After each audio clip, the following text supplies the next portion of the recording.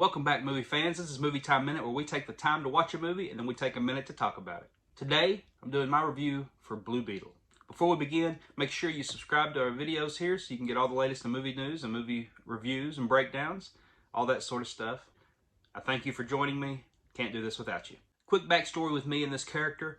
I'm not as familiar with the Jaime Reyes portrayal of Blue Beetle from the comics outside of a little bit of Young Justice cartoon series and Injustice 2 video game. Most of my experience with the Blue Beetle character has been the Ted Kord version and his team-ups with Booster Gold, those parts of the comics. And just from that perspective of things, I was a little nervous about this movie because I'm a huge Ted Kord fan.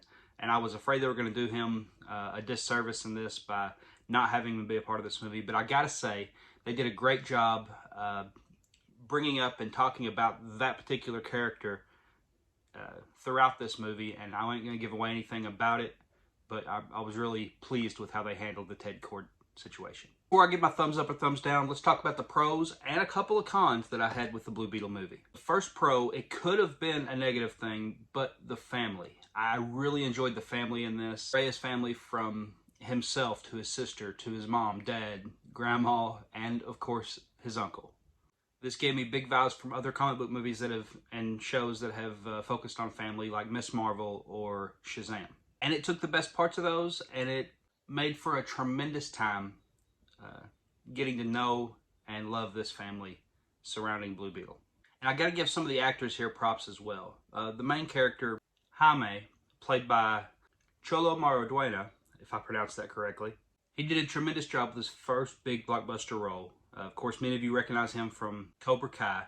And although I'm not a big fan of that show myself, I gotta say, this actor is growing on me. It makes me almost want to go back and watch that show again. And the girl that played Jenny Cord, this is somebody I'd never heard of. Her name was Berna Marquezine. I'm terrible with pronunciations. I'm sorry for that.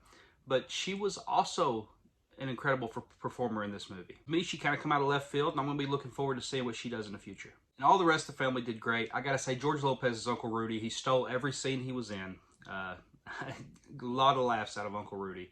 And don't let the precursor of the trailers throw you off on what his character is. I know a lot of people made a big deal about the Batman as a fascist thing from the trailer, but it fits in with the narrative. It works good for this character. Once you see it, once you see what this character is like, you'll understand. Another great positive thing from this movie was the powers out of the suit, out of Blue Beetle and his costume, the scarab, all that sort of thing. Really well done in this movie. I love seeing some of the creative choices they made with the power set, move set with Blue Beetle. And I gotta say, I was a little worried about what the CGI was gonna be like in this, just due to the fact that this was originally made for, or gonna be made for HBO Max, and then they decided to make it theatrical, yada, yada, yada, that whole story. But compared to some of the other recent superhero outings we've had in different movies, the CGI in this was actually pretty solid. I think there were a couple times I probably looked at it and thought, oh, that could have been a little bit better, you know, that sort of thing. But overall, really, really great outing for the CGI department in this movie.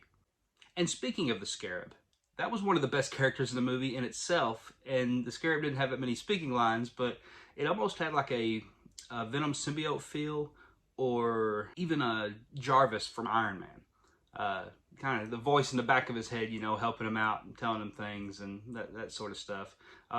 Even the voice that's in the Spider-Man costume, you know, in the more recent Spider-Man movies. Overall, the Scarab was a great addition to this movie, and I really like the way they handled it, and it provided some of the biggest laughs of the movie. One more positive I'd like to throw out there: make sure you stick around for the mid-credit scene. You can probably skip the final end-credit scene, but make sure you stick around for the mid-credit scene because it sets up some stuff that's really exciting for a possibility of the future of the characters that we get in this movie. So what parts did I not like about this movie? Honestly, there's not a whole lot. I did think there were times that the comedy went a little far. Not every joke hit with me. Most of them did, but there were a few times where they kind of overplayed a couple things. There was a bit with the grandma that was hilarious, but as the movie went on, it's like, okay, we've seen this. We know what's happening here. We get it. Let's move on. Overall, the comedy did work. There was just a lot of it, and sometimes in kind of odd spots. Something else I say about this movie: if this had been made in the early 2000s, I think we'd be looking at one of the biggest blockbuster movies out this year, because this was an incredible origin story. It took from several of the other origin superhero movies we've seen in the past, whether that's parts of Iron Man, parts of Venom Miss Marvel, Spider-Man, Shazam.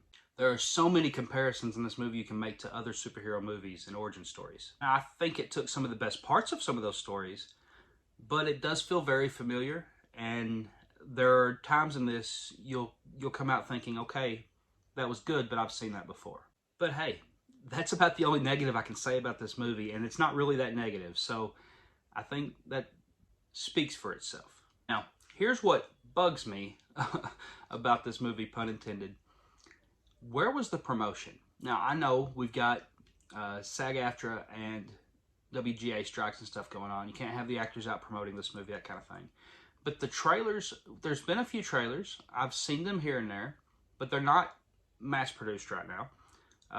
You're not seeing the store shelves being filled with Blue Beetle merchandise. You're not seeing, I don't know, did they just not have faith in this movie for some reason that it would do well, so they just decided not to do much marketing for it? I'm not sure. I do know my theater opening night was pretty bare. There were not a lot of people there. I wish that wasn't the case. Maybe it's the part of the country that I live in. I'm not sure. But I would have loved to have seen more promotion for this movie just to get more people in the theaters to see it, because DC needed a win with this movie, and I'm not sure it's going to get it, and it probably should, because this is one of the better DC movies that's come out in a while. It's probably my favorite since The Suicide Squad, The Batman. Those were the last two that I really, really liked from DC, and I think it's as good as those movies, so I wish more people were going to see this, and I'm afraid they're not. Okay, with that down, let's get into my thumbs up or thumbs down. If you can't tell by my review here, this movie is getting the thumbs up. Enjoyed this, excited for other people to see it, can't wait to see it again. But who knows, maybe you didn't have the same experience that I did with Blue Beetle. Let me know in the comments. Are you going to go watch this? Have you already watched it? Did you like it? Did you not like it? I'd love to know. I'd love to talk to you about it. So let me know in the comments. Don't forget to like and subscribe. We'll see you all next time on Movie Time Minute.